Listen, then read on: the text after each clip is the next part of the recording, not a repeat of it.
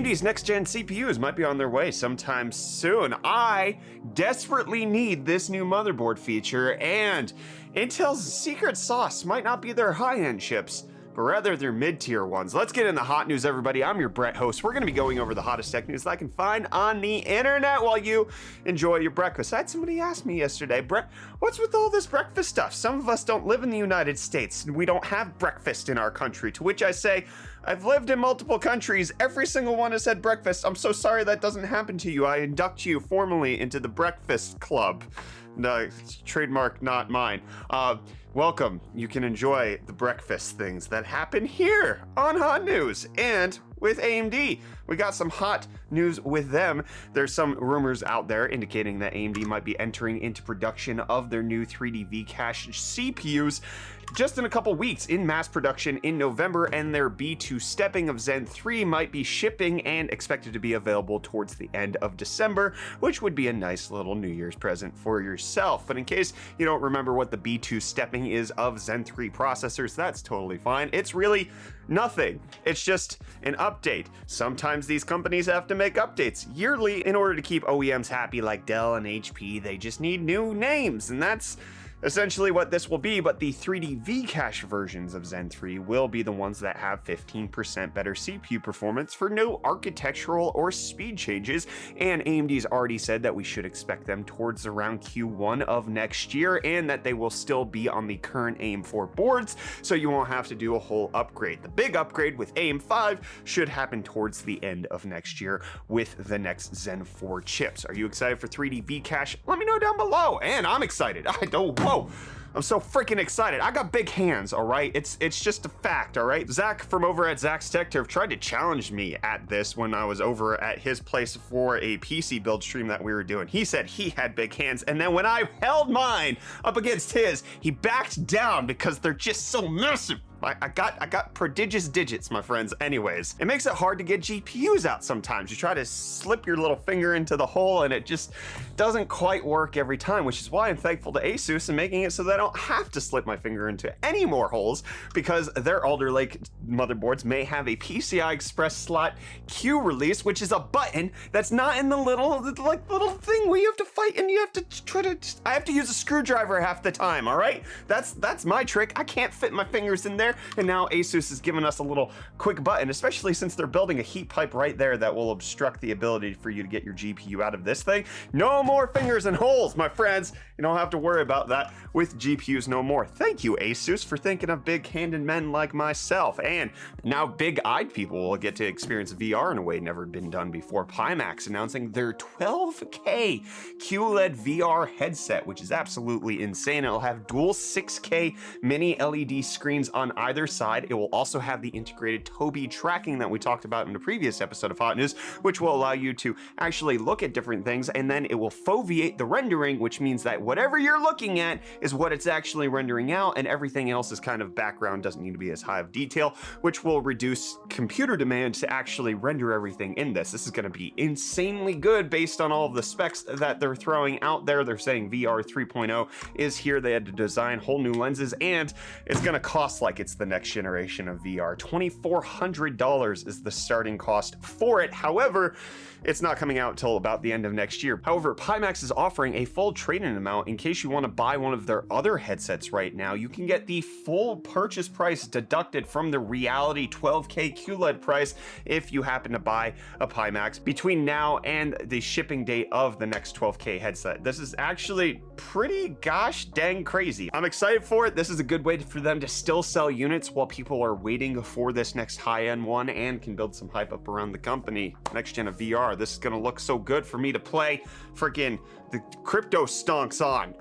What's that? Oh, it's time for Cryptostonks. You better believe it is. Bitcoin down slightly, almost 1% down. $62,000 is where it's sitting at right now. Ethereum up 1.1% to be at 42.23, and Dogecoin up slightly to be at 26.6 cents. GameStop up slightly right now, 2% on the day. 177.47 is where it's sitting at currently, and AMC down 2% on the day to set 36.07. Is meme stonk era over?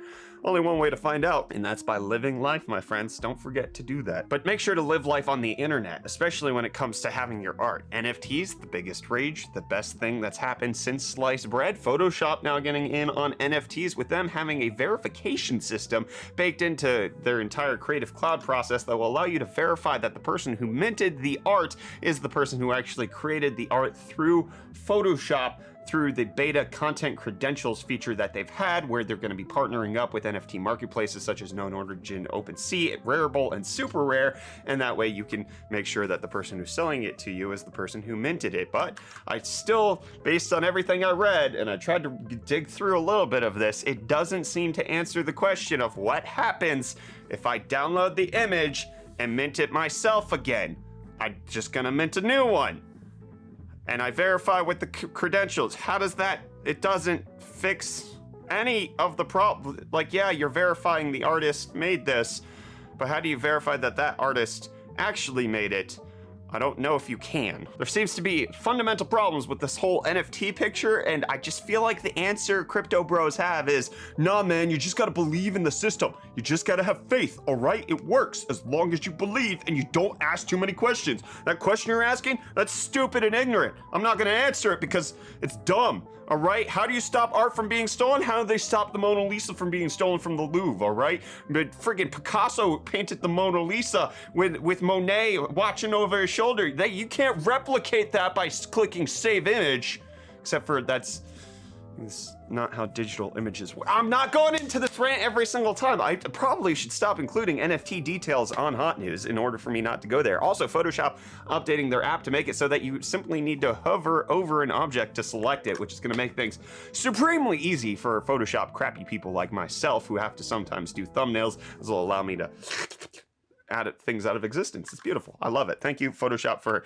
introducing this feature to save my time. And GM's trying to save its EV lineup and trying to save the people who buy their EVs by announcing that they're going to install 40,000 new EV chargers, but they're all going to be level 2 charging specifically for underserved rural and urban communities in the US and Canada, which I think does make a whole lot of sense. Having access to reliable level 2 charging for you to charge overnight, no matter where you are, is going to be the key problem for adopting electric vehicles across every single country, because you can't do it when you live in an apartment. It's just not feasible. So it has to be either provided by an apartment building, or it has to be conveniently located at your place of work or somewhere nearby your residence. And if GM as well as other companies can get this stuff done, and they can do it at an affordable rate, then we could probably see the proliferation of EVs out there. Level 3 charging is great for cross-country trips. However, it's likely not going to solve the dearth of ability to charge by people who live in like high rises and just in densely packed urban areas. So kudos to GM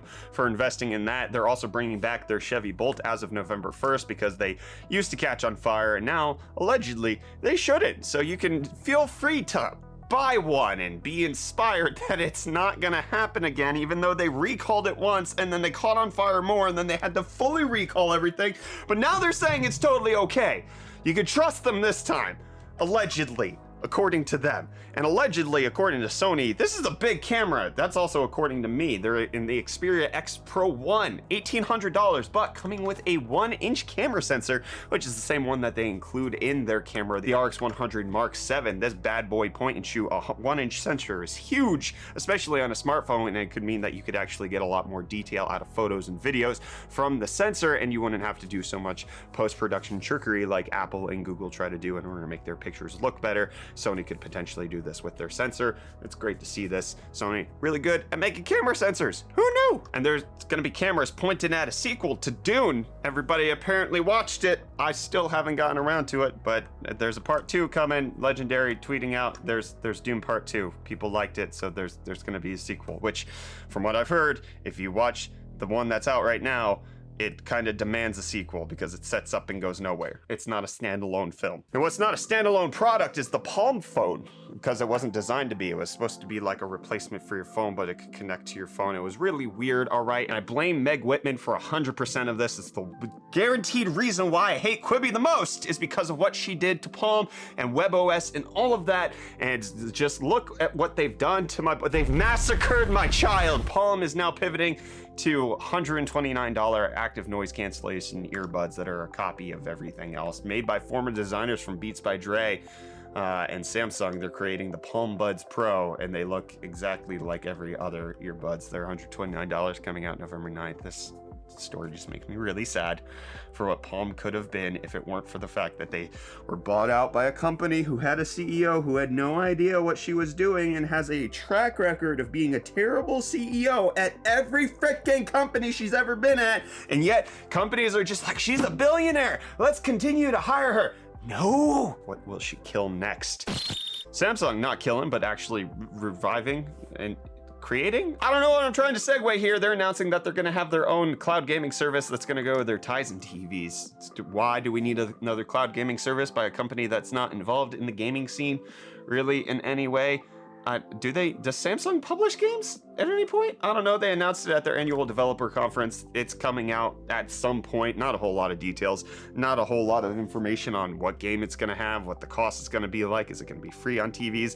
All I know is that they better put it on my dang smart fridge, all right? If I don't get cloud gaming on my Samsung smart fridge, I'm going to revolt. I don't even have a Samsung smart fridge. I've got a dumb fridge, which just... Am I even a tech YouTuber? I have a stupid, dumb fridge. Speaking of games, Returnal now getting a 2.0 update, which makes it so that you can actually turn off your PlayStation and not lose your middle of the run. They have a suspend cycle mode, which is actually a pretty big deal. This is a game that I absolutely loved. I still am encouraging Reece to pick it up. Gosh dang it, Reece, buy it the next time it's on sale, my friend, especially now that it has this update, suspend cycle. I mean, if you'd have to predict load shedding. Anyways, this allows you to kind of half save the game so that when you turn off your PlayStation, you can come back to the game, but once you reboot it, it deletes all of that information, so you cannot use it as a save progress to go back to, because that's the whole point of the game, is that you're just constantly dying over and over, and I like the update that they're making there. Speaking of dying over and over, that's the thought of Intel in everybody's mind. Whenever I talk positively about Intel, just go down in the comments, go scroll, watch how many people are just like, how could you say that? Intel is like, they killed my love for chocolate. I can't believe them. Anyways, i5 12600K getting ridiculous benchmarks, and this might actually be the advantage of Alder Lake, not the i7 and the i9. We've been looking at, the 5800X versus the 12900K. That might be the wrong way to go. 12600K up to 50% faster than the 5600X in the CPU-Z benchmark and other benchmarks that are coming out. Obviously, this is just synthetic and not necessarily relevant to game performance, but take a look at this multi-threaded performance right here. The 12600K coming in at 7220, with the 11900K coming in at 6500, the 5800X coming in at lower. And if you look at single core score, it came in at 746, whereas the 5600X comes in at 624. You could also look at more comparisons to the 11600K and the 5600X kind of being neck and neck, and then the 12600K kind of stepping out a little bit ahead of that. Is this going to be enough for them to compete with the Zen 3 when it comes out with 3D V-Cache? It's hard to say. We don't have a whole lot of gaming benchmarks on these chips yet. We're still waiting on all of that to come out. It's just really the CPU benchmarks, but it's an exciting time. There is some sort of competition out in the market, even if it's not one that you want. It exists, and I no longer exist. This episode of Hot News is over. Go check out yesterday's episode of Hot News, where we talked about things such as GeForce Now being on Xbox, as well as the fact that Alder Lake might need a new cooler, and maybe the 12600K being faster doesn't really matter. Go check it out. I'll see you tomorrow for breakfast, my friends. Cheerios.